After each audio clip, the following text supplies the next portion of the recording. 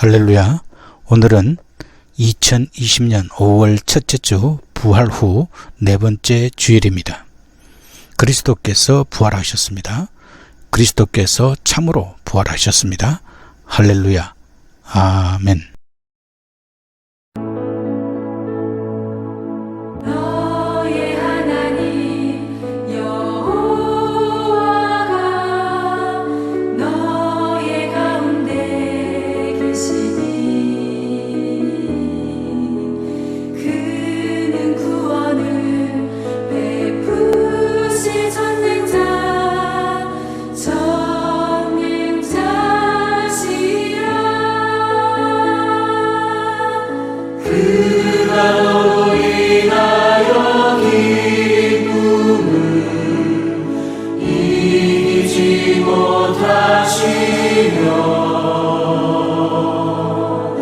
너를 잠잠히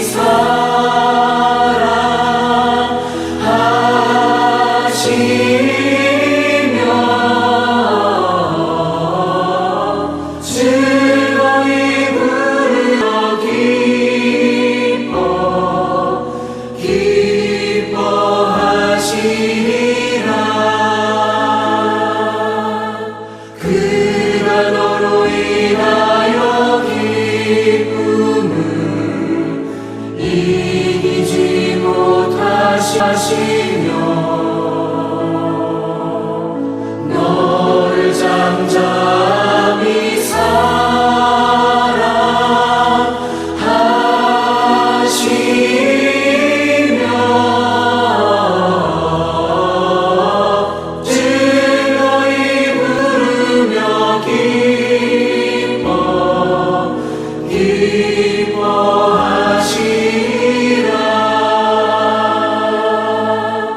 즐거이 부르며 기뻐하시라.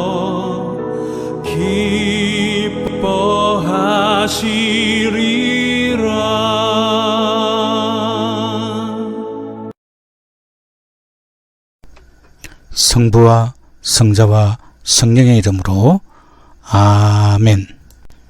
우리가 죄 없다고 하면 이는 자신을 속이는 것이요 진리가 우리 안에 있지 않기 때문입니다. 그러나 우리가 우리 죄를 고백하면 신실하시고 의로우신 하나님께서 우리들의 죄를 용서하시고 모든 불의에서 깨끗하게 해 주실 것입니다. 이제 우리 잠깐 묵도하면서 참회의 기도를 드리도록 하겠습니다. 다 같이 하나님 아버지께 우리들의 죄를 고백하십시다. 지극히 자비로우신 하나님, 우리는 우리 자신이 죄의 본성을 가지고 깨끗하지 못함을 고백하나이다.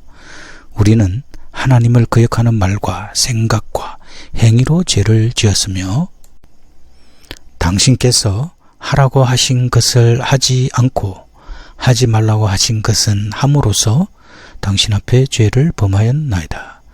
우리는 마음을 다하여 주님을 사랑하지 못했으며 내 이웃을 내 몸과 같이 사랑하라고 하신 말씀을 순종치 않으므로 당신으로부터 영원한 형벌을 받아 마땅한 죄인임을 고백합니다.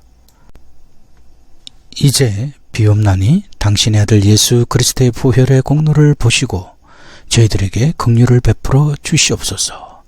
저희들의 죄를 용서하시고 새롭게 하여 주시며 인도하여 주셔서 저희들이 당신의 뜻 안에서 기쁨으로 주의 길을 가게 하시고 하나님 아버지의 거룩하신 이름에 영광을 돌리게 하옵소서. 아멘. 전능하신 하나님 아버지께서 우리들을 불쌍히 여기시고 그의 외아들 예수 그리스도를 보내시어 십자가에 달려 죽게 하심으로 우리들의 죄를 사하여 주셨습니다. 이제 예수 그리스도를 구주로 믿고 그 주님 앞에 겸손하게 자신의 죄를 고백한 여러분 모두에게 하나님의 부르심을 받고 안수받아 말씀에 종된 나는 우리 주 예수 그리스도의 말씀에 의지하고 그를 대신하여 여러분의 모든 죄를 성부와 성자와 성령의 이름으로 사하여 주노라. 아멘. 성령과 더하사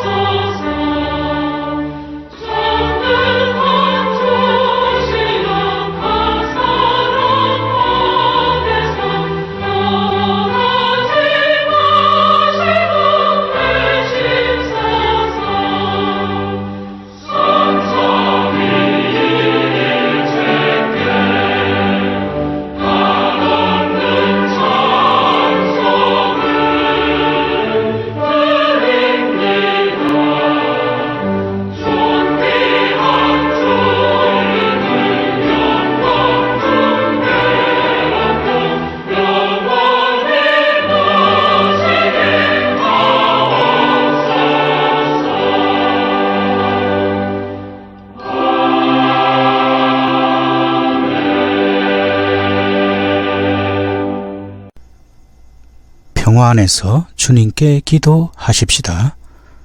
주여 우리에게 긍휼을 베풀어 주소서. 위로부터 오는 평화와 우리들의 구원을 위하여 주님께 기도하십시다. 주여 우리에게 긍휼을 베풀어 주소서.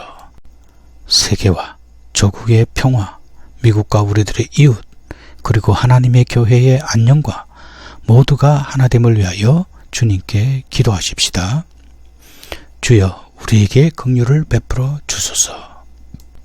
세계와 조국의 평화, 미국과 우리들의 이웃, 그리고 하나님의 교회의 안녕과 모두가 하나됨을 위하여 주님께 기도하십시다. 주여 우리에게 긍휼을 베풀어 주소서. 오늘 부활절의 네 번째 주일에 성삼위일체 하나님의 이름으로 모여 부활의 주님께 예배하며 영광을 돌리는 우리 교회의 성도들과 온 세계 하나님의 백성들을 위해 주님께 기도하십시다. 주여 우리에게 긍휼을 베풀어 주소서. 은혜로우신 주님, 우리를 도우시고 구원하시며 위로하시고 보호하시옵소서. 아멘.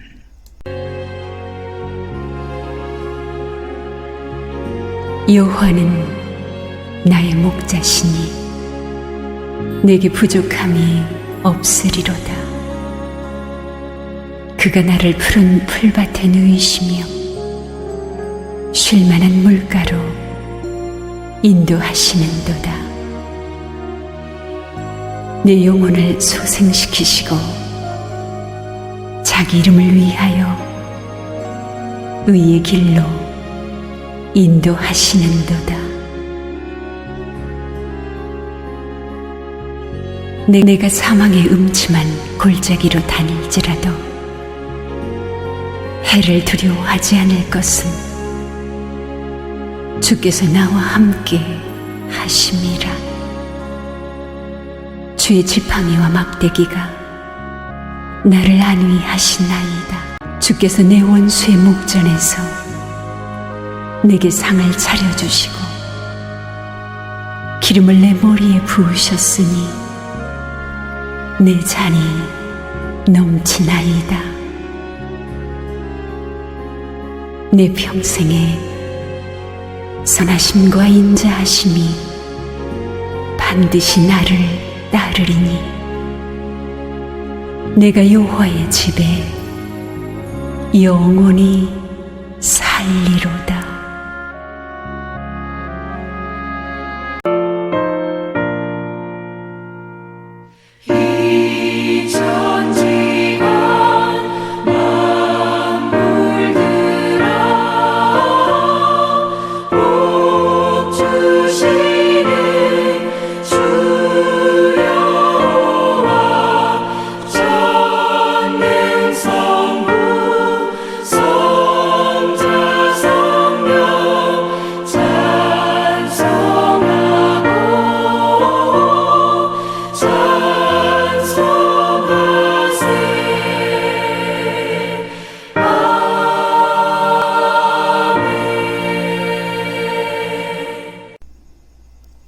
주님께서 여러분과 함께 하시기를. 목사님과도 함께 하소서. 다 함께 기도하십시다. 천지 만물을 지으시고 주관하시는 창조주 하나님, 오늘도 저희들을 불러주셔서 하나님께 나와 예배하게 하신 전능하신 하나님께 찬양과 영광을 돌리며 예배하나이다. 5월은 가정의 달입니다. 저희들의 가정이 부활하신 주님께서 주시는 평강으로 가득 채워지게 하시고 그리스도의 사랑으로 하나가 되게 하시옵소서. 우리에게 가정을 허락하신 하나님께 예배하며 영광과 존귀를 삼위일체 하나님께 돌리나이다. 하나님의 말씀을 따라 부모를 공경하는 저희들이 되게 하시고 하나님께 더욱 감사하는 저희들이 되게 하시옵소서. 이 시간 저희들의 예배가 마음, 정성, 그리고 뜻을 다하여 부활하신 주님을 경배하는 가운데 주님께서 주시는 놀라운 은혜를 받아 누리는 시간이 되게 하시옵소서. 지금부터 영원토록 살아계셔서 성부와 성령으로 더불어 한 하나님으로 우리를 다스리시는 당신의 아들 우리 구주 예수 그리스도의 이름으로 기원하옵나이다. 아멘. 그들이 사도의 가르침을 받아 서로 교제하고 떡을 떼며 오로지 기도하기를 힘쓰니라. 사람마다 두려워하는데 사도들로 말미암아 기사와 표적이 많이 나타나니 믿는 사람이 다 함께 있어 모든 물건을 서로 통용하고 또 재산과 소유를 팔아 각 사람의 필요를 따라 나눠주며 날마다 마음을 같이하여 성전에 모이기를 힘쓰고 집에서 떡을 떼며 기쁨과 순전한 마음으로 음식을 먹고 하나님을 찬미하며 또 온 백성에게 칭송을 받으니 주께서 구원받는 사람을 날마다 더하게 하시니라.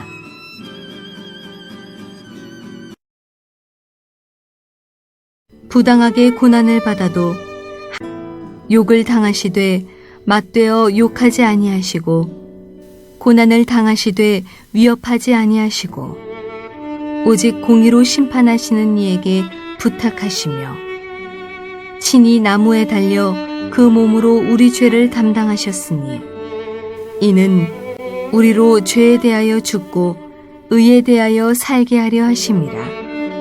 그가 채찍에 맞음으로 너희는 나음을 얻었나니 너희가 전에는 양과 같이 길을 잃었더니 이제는 너희 영혼의 목자와 감독 되신 이에게 돌아왔느니라.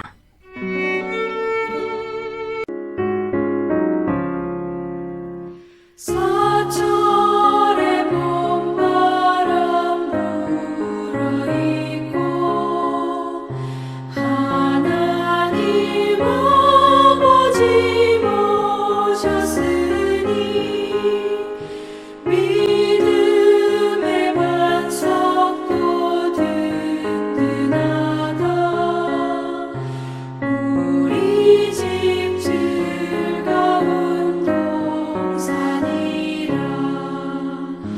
고마워라 임마누엘. 예수만 섬기는 우리 집. 고마워라 임마누엘. 복되고 즐거운 하루하루. 어버이 우리를 보이시고 동기들 사랑에 뭉쳐있고 기쁨과 서름도 같이 하니 한간의 조가도 천국이라. 고마워라 임마누엘.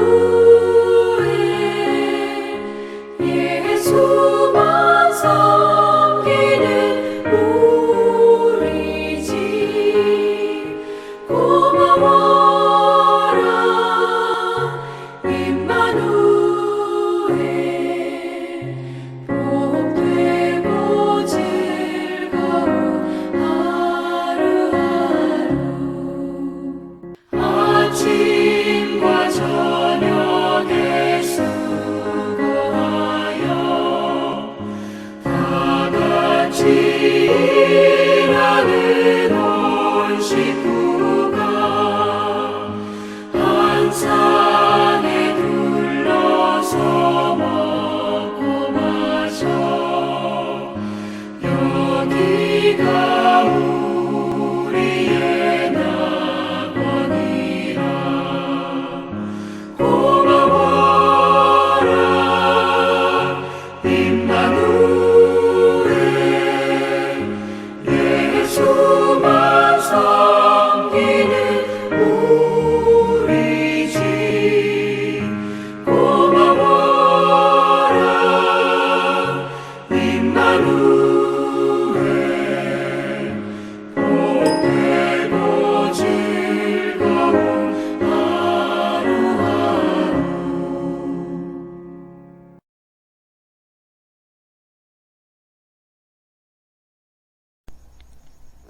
오늘 우리에게 주시는 복음서의 말씀은 요한복음 10장 1절에서 11절 말씀입니다.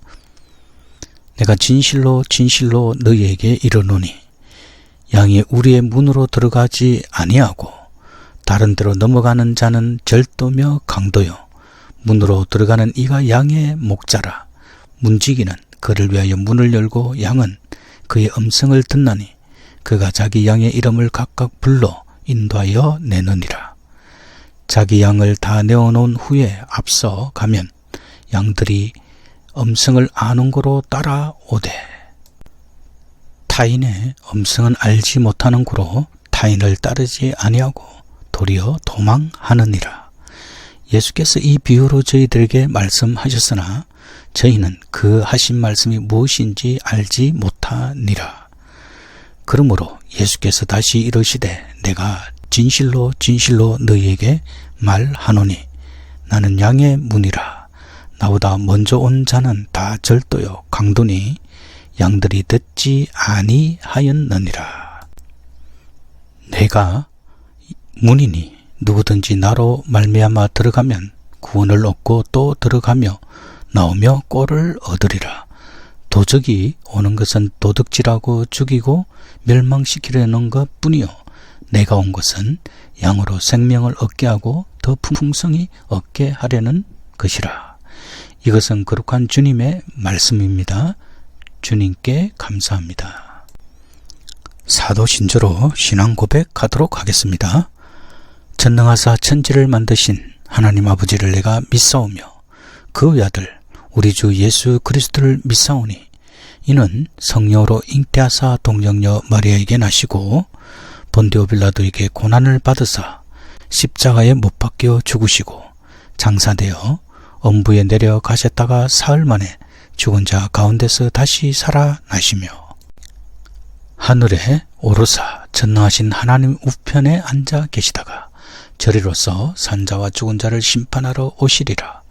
성령을 믿사오며 거룩한 공예와 성도가 서로 교통하는 것과 죄를 사하여 주시는 것과 몸이 다시 사는 것과 영원히 사는 것을 믿사옵나이다. 아멘.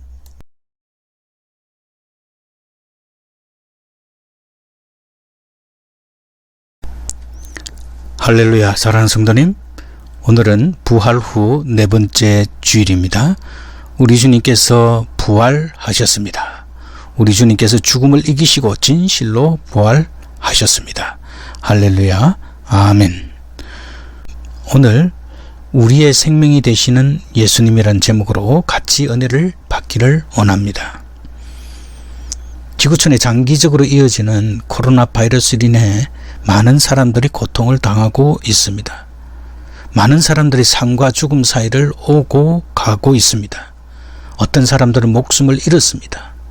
그러나 한편으로는 의료진의 헌신적인 수고로 많은 사람들이 죽음에서 생명을 얻기도 합니다. 최근에 우리에게 감동을 주는 이야기 가운데 하나는 영국 링컨셔주 그림즈비에 있는 웨스턴 초등학교의 잼 폴스 선생님에 관한 이야기입니다. 이 선생님은 코로나로 인해 가난한 학생들이 끼니를 먹지 못하고 있다는 사실을 안타깝게 여겨서 도시락을 그는 매일 제자 78명에게 점심을 가져다 주고 있다고 합니다. 78인분의 식사는 대형 배낭 2개를 꽉 채우고도 남아 큰 비닐 봉투에 넣어 둘러매고 양손 가득 들어야 합니다. 무게는 자그마치 18kg나 됩니다. 그는 매일 이 식사를 짊어지고 8km나 걸어서 제자들의 집집마다 찾아갑니다. 그는 어떻게 하면 아이들이 굶지 않을까 고민하던 중 직접 학교 급식 배달에 나섰다고 합니다. 이런 훈훈한 이야기가 우리들에게 감동을 주고 있습니다. 그러면 우리는 본질적으로 질문을 해봐야 됩니다. 살아있다는 것은 무엇인가? 그리고 살아간다는 것은 무엇인가? 그리고 생명이란 무엇이고 생명이 있을 동안에 우리는 무엇을 해야 하며 우리의 생명은 죽음으로 모든 게 끝인가? 라고 질문해 봐야 합니다. 오늘 요한복음에서 강조하는 중요한 단어 가운데 하나가 바로 생명이라는 단어입니다. 사도 요한은 요한복음을 기록하는 목적에 대해 예수님께서 하나님의 아들 그리스도이심을 믿게 하려 하며 또 너희로 믿고 그 이름을 힘입어 생명을 얻게 하려 함이니라고 하였습니다.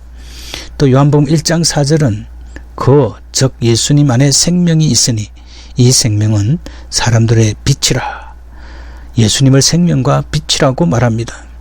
요한복음 14장 6절에서는 예수님을 길이요 진리요 생명이라고 말씀했습니다.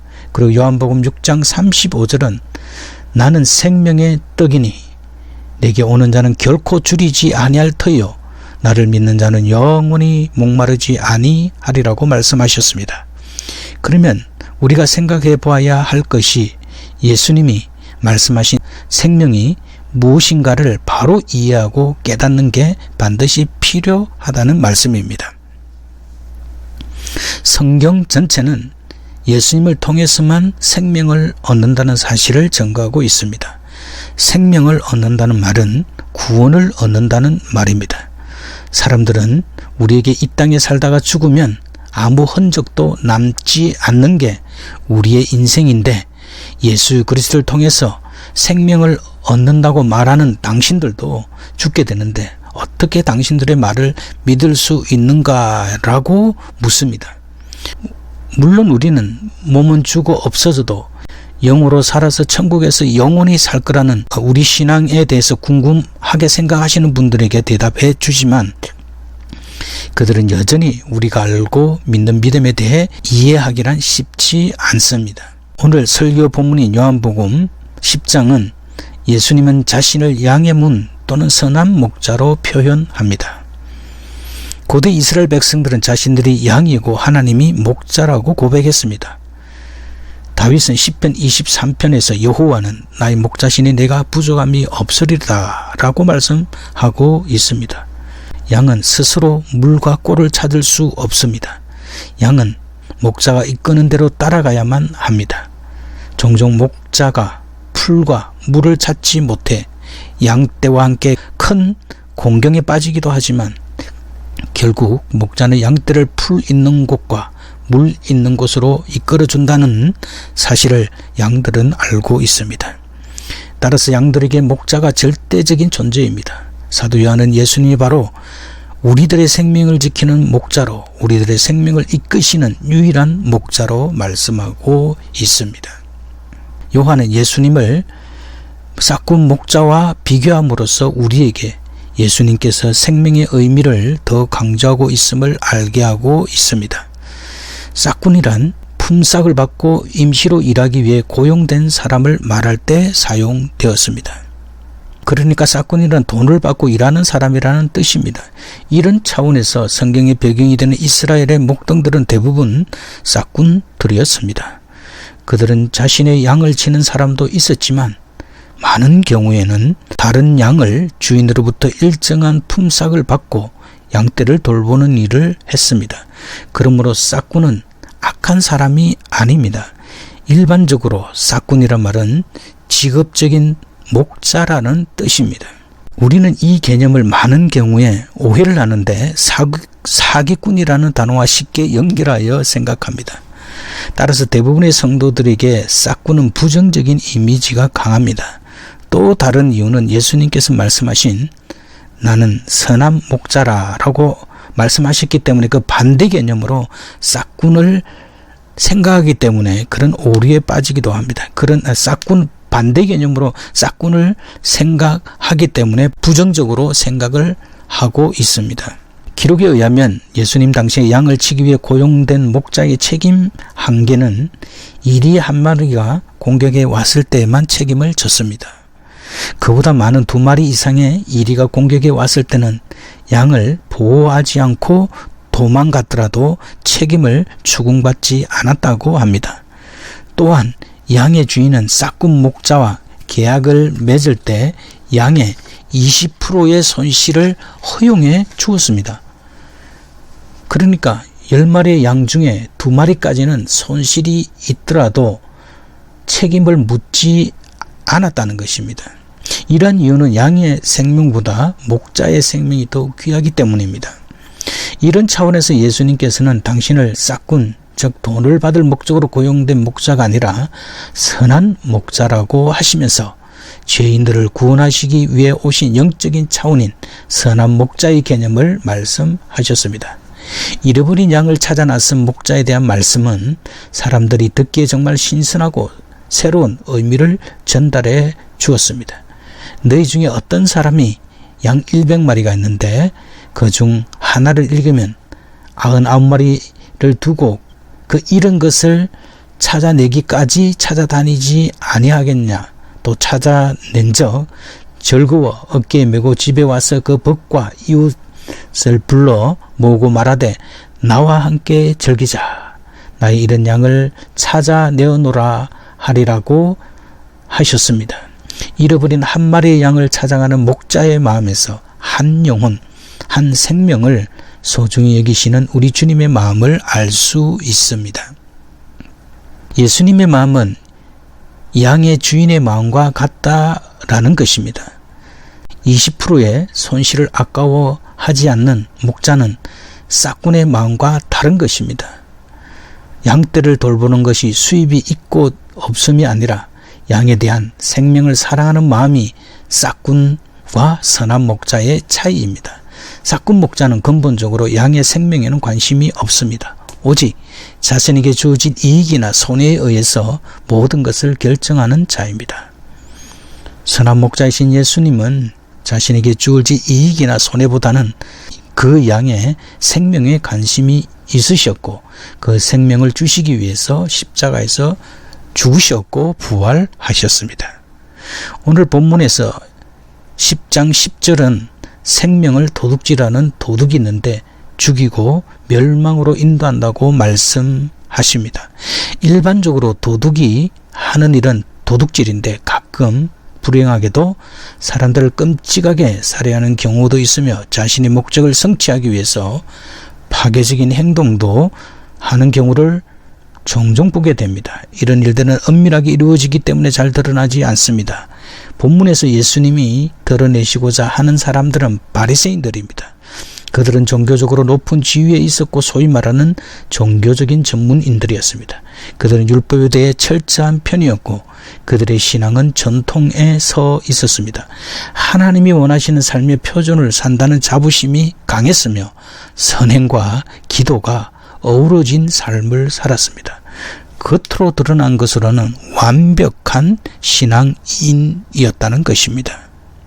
다른 사람들의 영혼을 사랑하는 마음이 없었던 그들을 예수님은 종교적인 윗선을 책망하셨고 요한은 더 나아가 양의 생명을 도둑질하는 도둑으로 말하고 있습니다. 예수님 당시에는 이스라엘 백성들은 예수님이 아니라 유대교 지도자들과 정치적인 리더들을 더 옳은 지도자들이고 믿고 따를 만하다고 생각했을 것입니다. 우리는 예수님이 물로 포도주로 만들었다든지 물고기 2마리와 빵 2개로 5,000명을 먹이시고 또 바다를 잔잔케 하시고 죽은 자를 살리신 기적을 보이셨으니 다른 사람들과 비교의 대상이 아니라고 생각하겠지만 그 당시 사람들은 예수님을 비교적 괜찮은 유랑 랍비 정도로 생각했습니다. 요즘으로 말하면 유튜브 스타 정도의 위치이지 주류 연예인이 아니라는 말입니다. 그들과 달리 예수님을 따랐던 제자들은 예수님을 생명의 근원으로 생각했습니다. 이런 생각의 믿음의 근거는 무엇일까요? 근거를 사람들에게 제시할 수 있었을까요? 실제로 지금 우리는 예수님을 통해서 생명이 더 나아가 삶이 더 풍성해졌습니까? 라고 질문해 볼 수 있습니다. 그런데 예수님의 삶은 생명을 얻기 위해 삶을 살았다기보다는 오히려 죽음으로 가는 삶을 사셨습니다. 예수님도 주류 종교인이 되실 수도 있었습니다. 그는 신기한 능력과 말씀을 전파하는 능력은 충분히 그러고도 남았습니다. 그러나 예수님은 결국 그의 나이 30대 초반의 나이에 그는 로마 형벌인 십자가 선고를 받고 죽었습니다. 그 당시 제자들과 예수님을 따랐던 사람들 누구도 이런 죽음이 생명을 얻는 것이라고 생각하지 않았습니다. 사도 바울에 따르면 고린도전서 1장 23절에서 예수의 십자가 죽음은 유대인에게나 이방인에게 모두 꺼리는 것이며 미련한 것이었다고 말합니다. 더 나아가 예수님의 제자로 살려면 고난과 죽음을 각오해야 한다는 말씀이 신약 성경에 자주 나옵니다. 예수님이 사셨던 고난과 죽음을 풍성한 삶이라고 말할 수는 없습니다. 우리가 일반적으로 생각하는 삶, 즉 생명이 이대로 끝난다고 하면 바울이 말한 것처럼 우리는 이 세상에서 많은 사람들 가운데 가장 불쌍한 존재일 수밖에 없습니다. 그러면 예수님이 말씀하신 생명이 무엇인지 바로 알아야 합니다. 생명은 영원한 것이며 신비입니다. 여기에 대한 영적인 눈이 열려 있지 않으면 기독교 신앙을 실제로 경험할 수 없습니다. 성경은 태초와 종말이 연결되어 있음을 끊임없이 말하고 있습니다. 요한복음 1장 1절은 태초에 말씀이 계시니라. 이 말씀이 하나님과 함께 계셨으니 이 말씀은 곧 하나님이시니라. 그리고 신약 성경은 예수님이 세상 마지막 때 생명 완성자로, 즉 우리 몸의 부활을 위해 다시 오신다고 말씀합니다. 생명은 태초와 종말로 연결되어 있으며 태초에 시작된 생명이 육체적인 죽음으로 끝나는 것이 아니라 영원한 생명과 연결이 된다는 것입니다. 요한복음의 서두에서는 예수 그리스도는 우리에게 영원한 생명을 주시는 분이시면서 영원한 생명이신 그는 태초에 창조 사건에 참여한 말씀이라고 선포하고 있습니다. 사도 요한은 예수 그리스도로부터 새로운 생명 창조가 이 땅에 이루어지며 예수님에게서 생명의 절대적인 능력과 깊이를 경험한 것입니다. 그의 절대적인 생명 경험은 곧 부활을 말하고 있습니다. 제자들의 예수 부활 경험이 절대 생명 경험이었고 절대적인 생명 경험이 곧 부활 경험입니다. 이것이 우리 기독교 신앙의 핵심입니다. 이 생명은 죄와 죽음으로부터 해방되었습니다. 죄로 인한 죽음은 하나님과 떨어져 생명이 파괴된 것을 말합니다. 죄와 죽음으로부터 해방되었다는 건 생명을 파괴하는 사단의 세력으로부터 자유로워졌다는 의미입니다. 예수님 당시에는 죄는 율법을 지키지 않는 것이었습니다. 율법에는 기본적으로 하나님과 사람들과의 관계된 삶을 내용으로 담고 있습니다. 율법은 하나님 앞에서 사람이 지켜야 할 선한 규범들입니다. 율법을 지킨다는 것은 사람들과 하나님 앞에서 바르게 산다는 것입니다. 율법에 충실하지 못한 사람들은 죄인으로 낙인 찍혔습니다. 당시 사람들은 율법을 당연시했습니다. 반면에 예수님은 율법이 아니라 하나님 나라를 선포하셨습니다. 율법을 부정하지는 않으셨으나 그것을 절대화하지도 않으셨습니다. 예수님에게 절대적인 것은 하나님 나라였습니다. 제자들은 예수님의 메시지를 통해서 자신들이 율법으로부터 해방되는 경험을 했습니다. 죄로부터 해방입니다. 죄로부터 해방은 죽음으로부터 해방까지 가능하게 하시는 하나님의 능력입니다. 사람들은 부모로부터 주어진 생명이 있을 동안 잘 먹고 잘 살기 위해, 다시 말하면 성공하기 위해 기술을 배우거나 교육을 받습니다.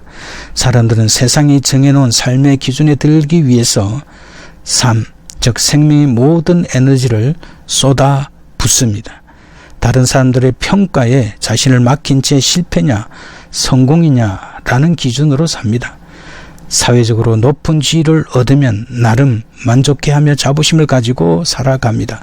그러나 대부분의 사람들은 이것들을 이루기 위해 수단과 방법을 가리지 않고, 즉 도둑질 같은 행위를 했으라도 이런 조건들을 이루려고 고군분투하는 삶을 살아갑니다. 한편으로는 당연해 보이기도 합니다. 이 시대는 생명을 유지하고 살아가려면 비굴하게 강요된 삶을 살아내어야 하며 누구도 이런 삶을 벗어나서는 생명을 유지하고 살 수가 없습니다.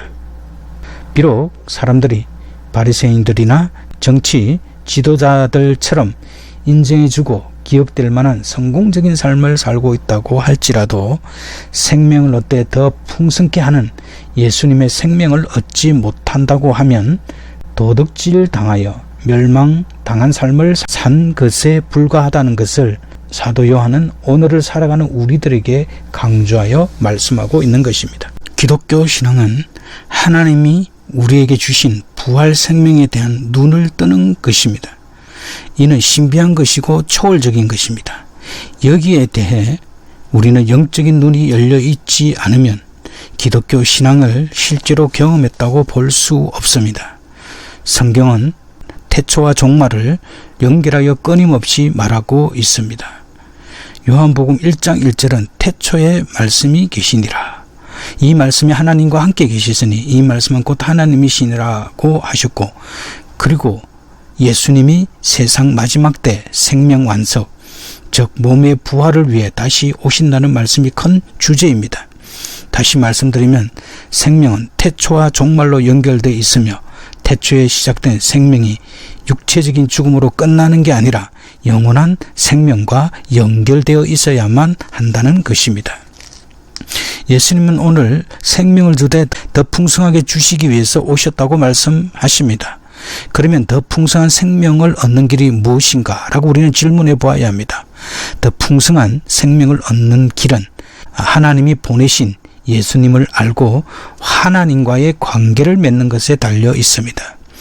요한은 예수님을 통해서만 생명을 얻되 풍성하게 얻는다고 말씀합니다. 이 생명은 하나님의 소유입니다. 하나님만이 우리에게 주실 수 있는 것입니다.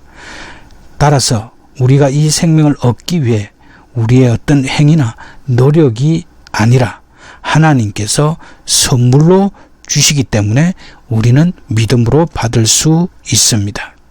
너희가 그 은혜를 인하여 믿음으로 말미암아 구원을 얻었나니 이것이 너희에게서 난 것이 아니요 하나님께로부터 나왔다고 에베소서 2장 8절에서 말씀하고 있는 것입니다. 예수님께서 이 영원한 생명을 십자가에서 죽으심으로 우리에게 주셨습니다.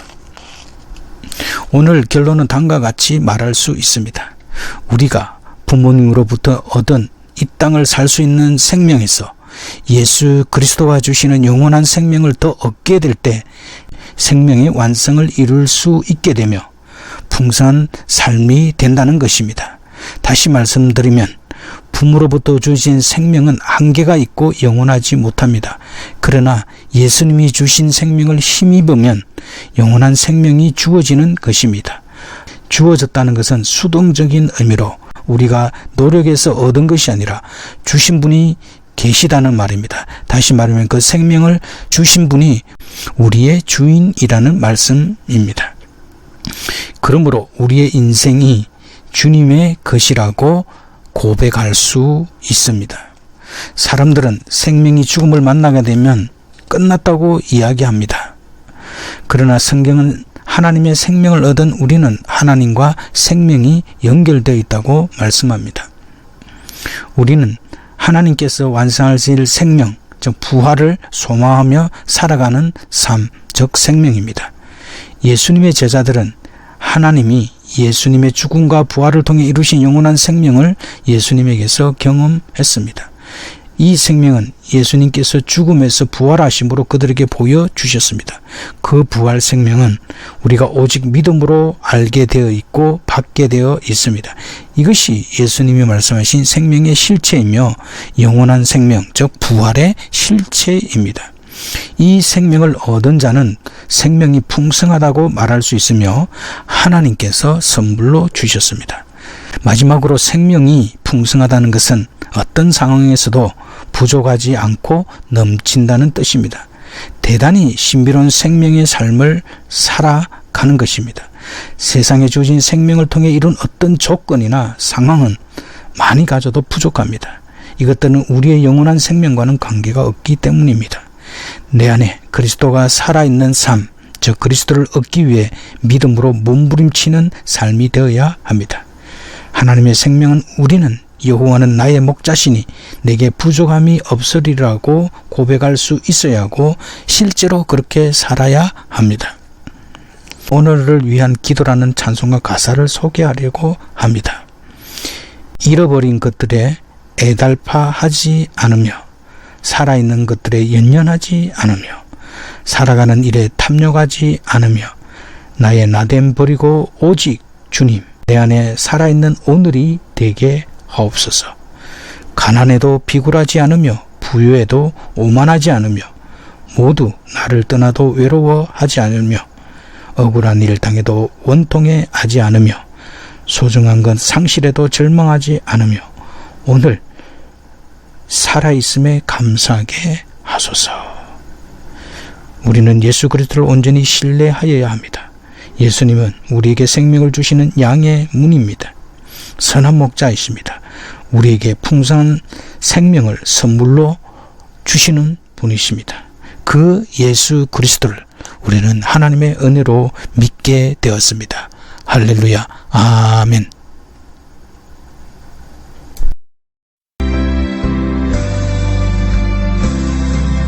주 날개 밑 내가 편안히 쉬네 감 깊고 비바람 불어쳐도 아버지께서 날 지켜주시니 거기서 편안히 쉬리로다. 주 날개 밑 평안하다 그 사랑 그늘 자니요. 주 날개 밑 내 쉬는 영혼 영원히 거기서 살리. 주 날개 밑 나의 피난처 되니 거기서 쉬기를 원하노라. 세상이 나를 위로치 못하나 거기서 평화를 누리리라. 주 날개 밑 평안하다 그 사랑 그늘 자니요. 주 날개 밑 내 쉬는 영혼 영원히 거기서 살리.